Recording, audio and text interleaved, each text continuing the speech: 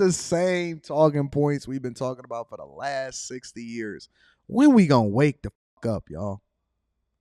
Actually, I would advocate that you don't wake up. I would advocate that you just leave everybody else behind. But let's hear what he has to say. These have been disinvested in and traumatized, that you're seeing the manifestation of that trauma. And later this morning, community activists and residents in Lakeview will be holding a press conference calling attention to this weekend's violence. Watch breaking. So, as we continue to navigate this thing, and we talk about all of the phenomenal ways in which we can solve for what's happening in the community, one thing we know for sure, and two things is for certain, is that we're always going to have people that don't do the things that's in the best interest of the people that they live by, are surrounded by, look like them, no matter how old they are, no matter how young they are, and no matter what your economic status is. You know what the funniest thing about it is that when we were the poorest, at our lowest, and I'm not talking about us as a community, I'm talking about as an individual. When I was growing up, and at times when we were at our poorest, and I remember my father, he would say, you know what? We ain't tripping off that, because one thing that we never gonna do is we not gonna do nothing illegal. We not gonna rob. We not gonna steal. We not gonna kill. As a matter of fact, and this is the thing that he would do. He said, man, I could feed a family, and I forgot how much it was. It was like a little amount of money. He was like, man, I could feed our whole family off of like $15 at Aldi. Because we had an Aldi that had recently opened on 8 Mile near like Rose Lawn and Green Lawn or whatever like that. But it's still there. It's 8 Mile. Where is it at? 8 Mile in Wyoming. Well, it's between Wyoming and Livernois. It's an Aldi on 8 Mile between Wyoming and Livernois. And we could walk up there. And my father would say, man, we could feed this whole family for like between $10 and $15. And he would go and get a vegetable. He would go and get a meat, which is usually like a chicken, or we would have something like Sloppy Joe or something like that. And everybody would eat.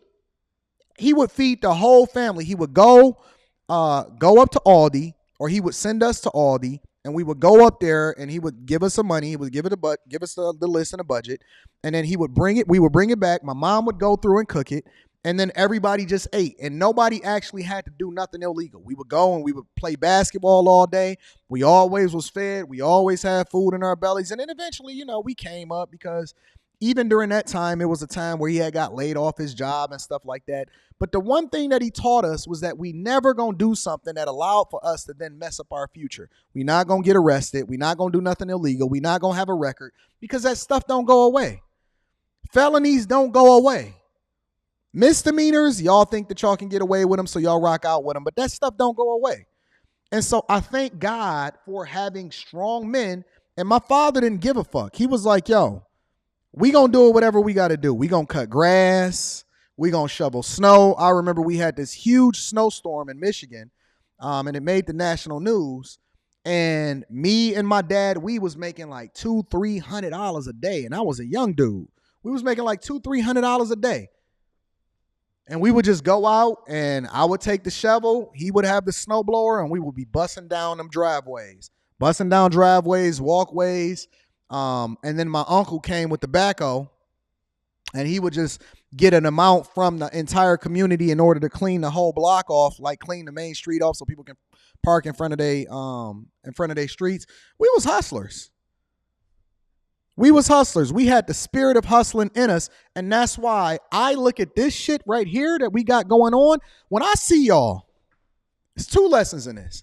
When I see y'all, right, and I see y'all complaining about you can't find no time to get your business started, or you can't get your videos out, and you can't be consistent, or you can't find the time to be able to go to work and stuff, man, this is a layup for me.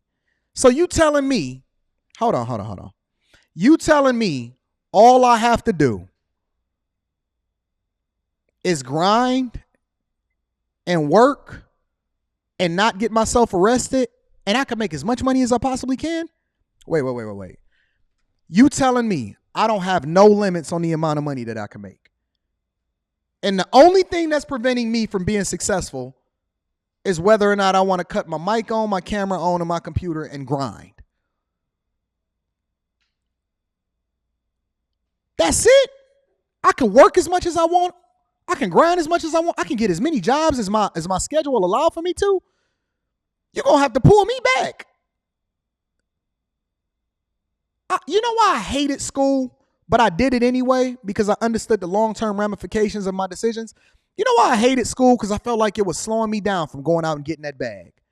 The minute that I graduated high school, when my brother pulled me in the plant, I was working 16 hours a day, 7 days a week. I would have slept in the plant because I have nothing but opportunity in front of me. When I see guys, I'm going to tell you what my mindset is. When I see guys get divorced or they get kicked out of their house, no doubt, bad situation.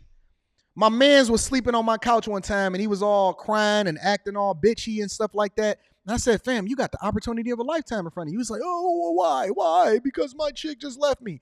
I said, nigga, you ain't got nothing but time now. You can make as much money as you want.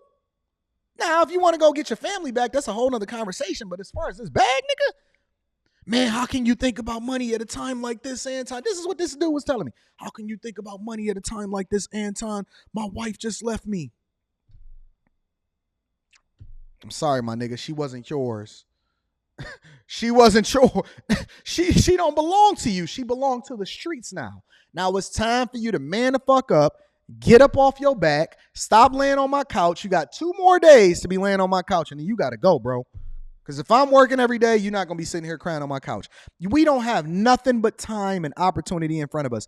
And you telling me that you are wasting time?